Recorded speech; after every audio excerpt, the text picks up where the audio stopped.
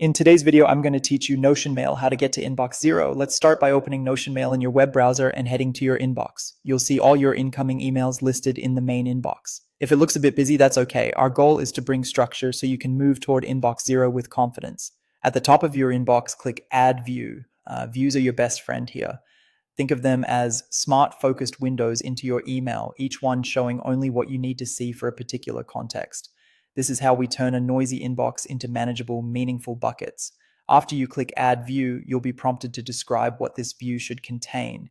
Take a moment to consider how you naturally sort your attention by urgency, by project, by the person who sent the email, or by the purpose of the message.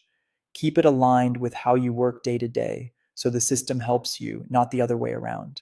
Now give the view a clear name. Labels like work, personal, pending responses, or follow-ups are great starting points. Short, action-oriented names make scanning faster and help you immediately understand what's inside. You can always rename later if your needs evolve. Next, define the filter criteria so Notion Mail knows which emails belong in this view.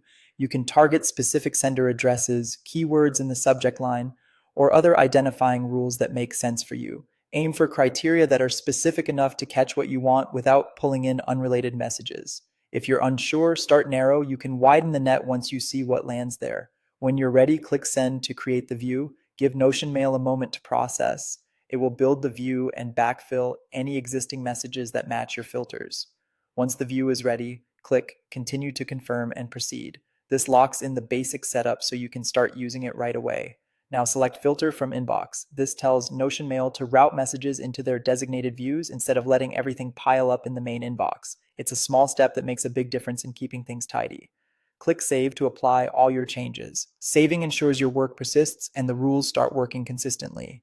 Give it a moment to load, then review your inbox. You should see a cleaner, more organized space with emails neatly categorized. If something looks off, don't worry. Tuning filters is normal as you go.